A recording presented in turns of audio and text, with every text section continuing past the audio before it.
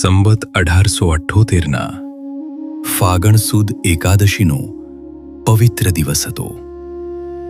ગઢપુરમાં ભગવાન શ્રી હરિની દિવ્ય સભા ભરાઈ હતી, જેમાં મોટા સદ્ગુરુઓ, સંતો અને અનેક હરિભક્તો ઉપસ્થિત હતા. સભા ભક્તિમય હતી અને એ જ સમયે શ્રીહરિએ સંતોને એક ગહન પ્રશ્ન પૂછ્યો. તમે અમને અન્વયપણે ભજો છો કે વ્યતિરેકપણે ભજો છો? સભામાં ક્ષણિક નિશ્ચલતા છવાઈ ગઈ.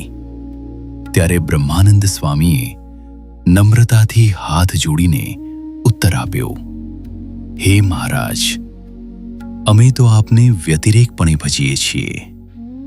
અર્થાત ભગવાનને પોતાનાથી અલગ સ્વામી રૂપે સામે માનીને તેમની ભક્તિ કરવી. ત્યારબાદ શ્રીહરિએ ગોપાળાનંદ સ્વામી તરફ દ્રષ્ટિ કરી અને પૂછ્યું, બોલો યોગીરાજ, આ બાબતમાં તમારો શો અભિપ્રાય છે? ગોપાળાનંદ સ્વામીએ અત્યંત સ્થિરતા સાથે ઉત્તર આપ્યો, હે પ્રભુ, અમે આપને અન્વયપણે ભજીએ છીએ. અન્વય એટલે ભગવાનની મૂર્તિમાં આત્મા રૂપે ઓતપ્રોત થઈને તેમનાથી જરાય અલગ ન રહીને ભક્તિ કરવી. ગોપાળાનંદ સ્વામીનો આ ઉત્તર સાંભળતા જ બ્રહ્માનંદ સ્વામી બોલી ઉઠ્યા, મહારાજ, એ તો આભરછેટ કહેવાય. ભગવાન અને જીવ એક થઈ જાય તે વાત યોગ્ય નથી. આ સાંભળીને શ્રીહરિએ ટકોર કરી, બ્રહ્મમુનિ, તમે જે સમજો છો તેટલું શું ગોપાળાનંદ સ્વામી નહીં સમજતા હોય? આ વચન સાંભળીને બ્રહ્માનંદ સ્વામી સમજી ગયા કે આ વાતમાં કોઈ ઊંડું રહસ્ય છુપાયેલું છે. જો સમજણમાં ખામી રહી જાય તો પ્રાપ્તિની દિશા બદલાઈ શકે અને તે મોટો અનર્થ સર્જી શકે. તેથી તેમણે વિનંતી કરી, હે મહારાજ, આ બાબત અમને વિગતવાર સમજાવો. ત્યારે મહારાજે કહ્યું, પૂછો ગોપાળ મુનિને, હમણાં જ પાકો ખુલાસો મળી જશે. શ્રીહરિના આદેશ મુજબ બ્રહ્મમુનિએ યોગીરાજને પૂછ્યું. ત્યારે ગોપાળાનંદ સ્વામીએ સમજાવ્યું, ભક્ત પોતાની જાતને સ્થૂળ, સૂક્ષ્મ અને કારણ આ ત્રણ દેહથી અલગ માને અને પોતાને પુરુષોત્તમ રૂપ સમજીને ભગવાનની સેવામાં જોડાય, ત્યારે તે સાચી ભક્તિ કહેવાય. ભગવાનની મૂર્તિના દરેક અંગમાં, એક એક અવયવમાં એવી રીતે ઓતપ્રોત થઈ જવું કે જાણે આપણે ભગવાનની મૂર્તિ સાથે રસબસ થઈ ગયા હોઈએ. જ્યારે આવી રીતે સળંગ મૂર્તિનું સુખ લેવામાં આવે ત્યારે તેને અન્વયપણે ભજ્યા કહેવાય. આ સ્થિતિમાં ભક્ત અને ભગવાન વચ્ચે જરા પણ અંતર રહેતું નથી.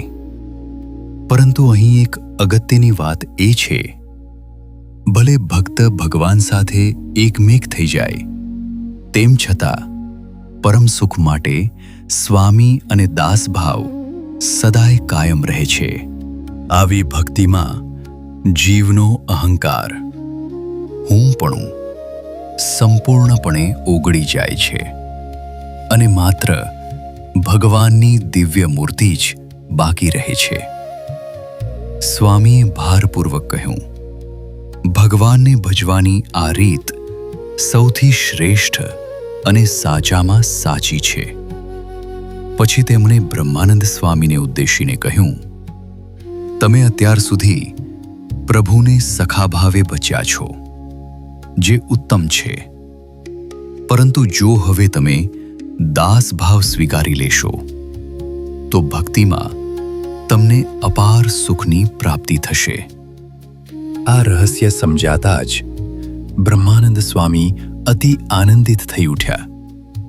એકાદશીના દિવસે આ પ્રાપ્તિ પ્રાપ્ત થઈ અને તેને કીર્તન રૂપે ગાયું.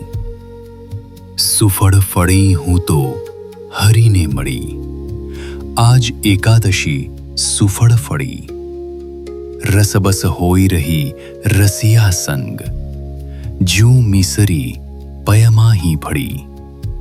અહીં સામાન્ય વ્યક્તિને સંશય થાય કે બ્રહ્મમુનિ તો ભગવાનના ધામમાંથી આવેલા હતા, તો શું તેઓ આ રસબસ ભાવથી અજાણ હશે? ના, સમજણ તો હતી જ, પરંતુ વ્યતિરેકપણે એટલે સમ્મુખપણે ભગવાનને ભજવાથી પ્રાપ્તિમાં કેટલો ફેર પડે છે તે સમજાવવાનું હતું. જો વ્યતિરેકપણે ભજાય તો પરમ એકાંતિક મુક્તની સ્થિતિ પમાય ને સન્મુખ દર્શનનું સુખ મળે, પરંતુ અંગો અંગ અને રોમે રોમના સુખથી તો વંચિત જ રહી જવાના. આમ મોટા મોટા સદ્ગુરુઓ અને સંતો પણ ભગવાનના ધામમાંથી જ આવેલા હતા ને તેમણે પણ જુદા જુદા ભાવ દર્શાવ્યા ને તેમાંથી કઈ સમજણ સાચી છે તેનું પણ માર્ગદર્શન કર્યું.